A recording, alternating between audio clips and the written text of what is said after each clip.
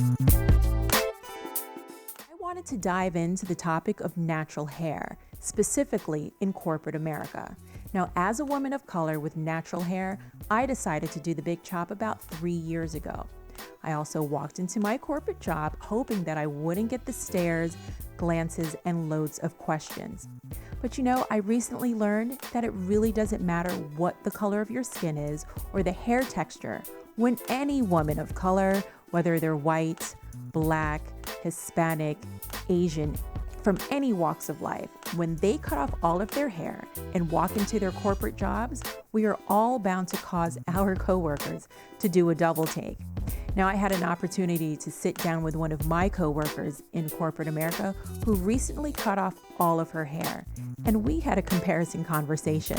Take a listen. Tana, thank you so much for joining me today to discuss our big chop in corporate America. What is the difference between our big chop? Not really a whole lot because it's just the color of our skin, right?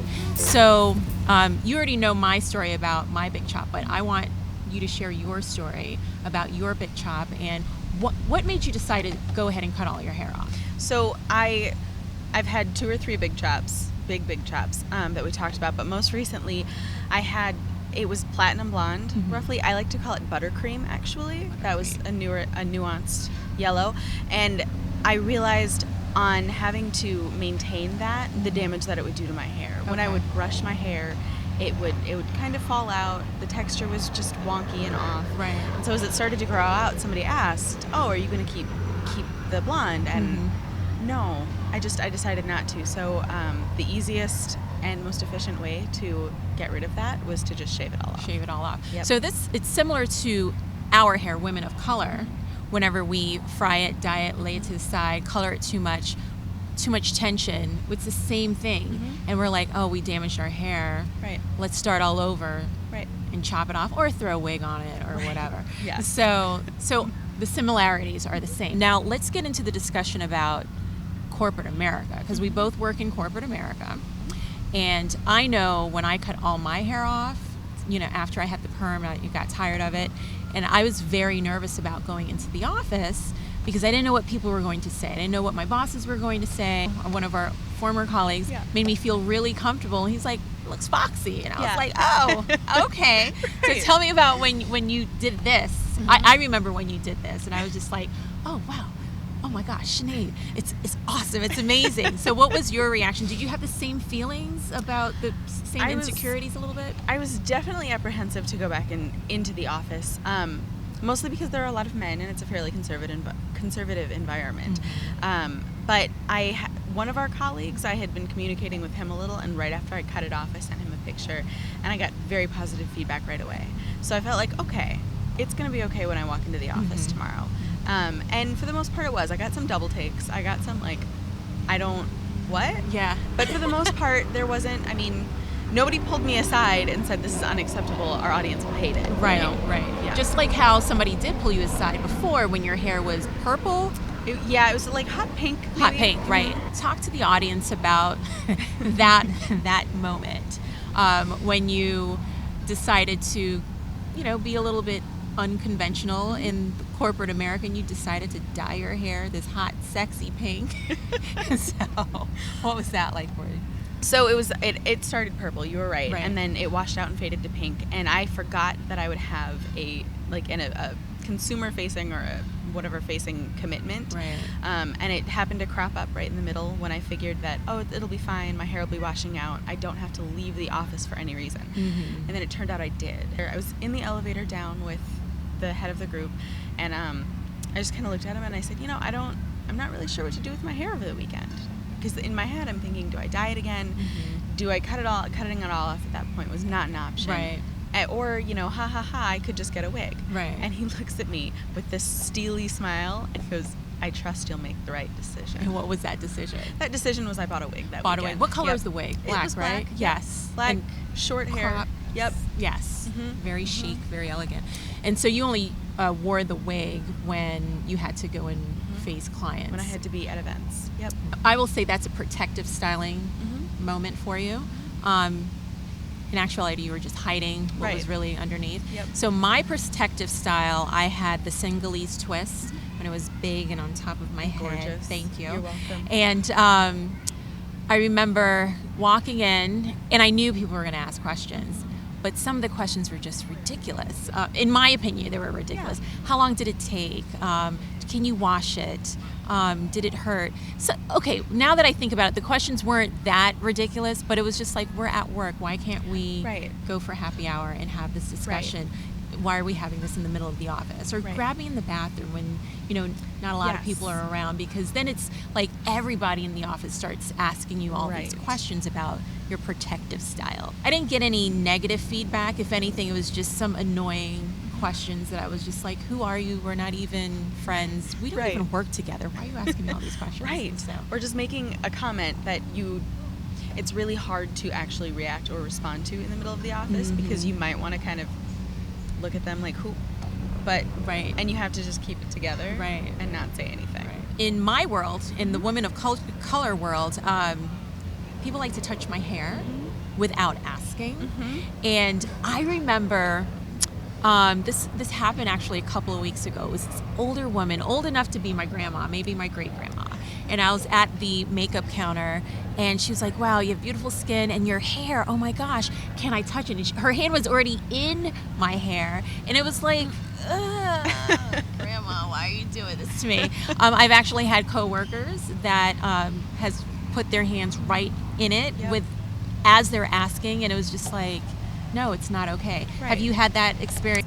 There were actually a few people who walked up and decided that it was totally fine to go ahead, and it was the similar, like, my hand is hovering right on the top of your hair, and can I touch it? It's fine, right? And go ahead. And a receptionist at one point witnessed like 2 or 3 people do this, and then said, hey girl, you don't have to let them do that.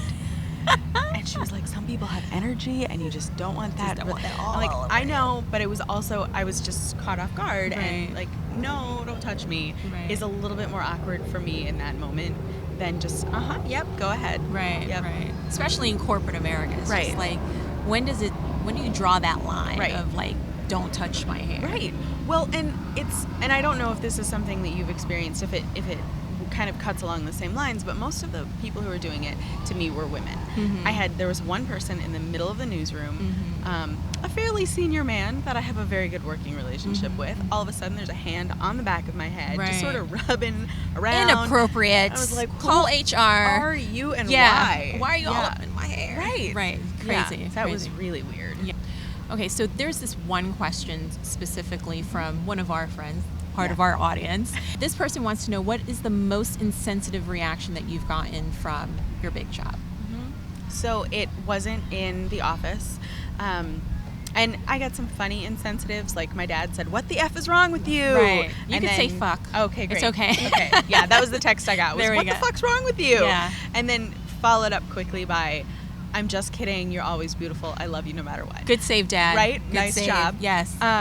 But there, a man I was dating, and I'm not anymore, in the midst of an argument, responded basically by telling me that I looked androgynous and more but on she the doesn't, masculine folks. side. Look how beautiful she is. Give them a profile. There we go. Yes.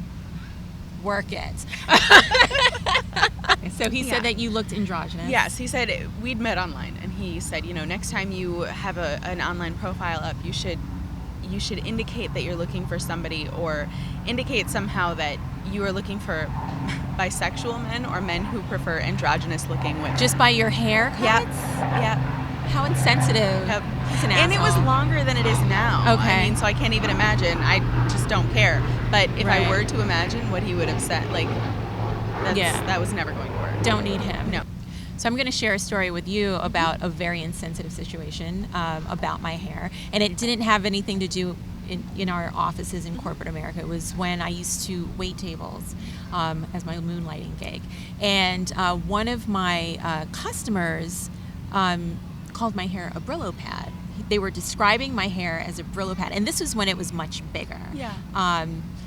And my server friends were like, oh, they called your hair a Brillo pad. And I got really insensitive. I got sensitive. I was like, well, does it look like a Brillo pad? I thought I got it, you know, Right. and they were like, no, Tamika, you're fine. Right. And I was just like, and for a split second, I let them get me. And then I was Yep. like, oh, motherfucker. Right. Right. Hadn't seen Yep. them since, hadn't had an opportunity to tell them, don't ever call my hair a Good. Brillo pad again. But I do have those moments, Yeah.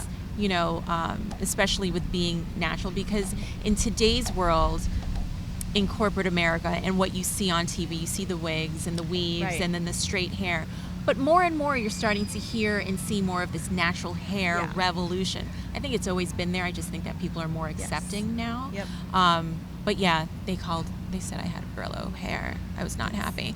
For those of you out there who are watching, I know you must be looking at Tana and saying, well, she's white. She has nothing to do with the big chop. But as we said in the very beginning, we both had, you know, either damage to our hair or concerns about our hair, and we want to just start fresh. So it doesn't matter what color you are. And I know some of you do not agree, but it doesn't matter what color you are. We all go through big chops because, Yes. you know, and you don't have to be black, Spanish, or whatever. You can just be whatever color you want, right? So- Right. Hair, especially for women, is a huge deal. Yeah. And I think anytime you do something that goes against what people consider conventional and normal, Mhm. regardless of, as you said, what color you are, like somebody's going to have a problem with Yeah. it. And you're going to have to explain yourself. Right. Regardless of how much you just want to be like, look, no, fuck off. Right. Just leave me alone. It's my hair. Exactly. It's going to grow back. Exactly. So we explained ourselves, Mm-hmm. and I look at Tana as my equal as far as the big chop is concerned and the hair issues.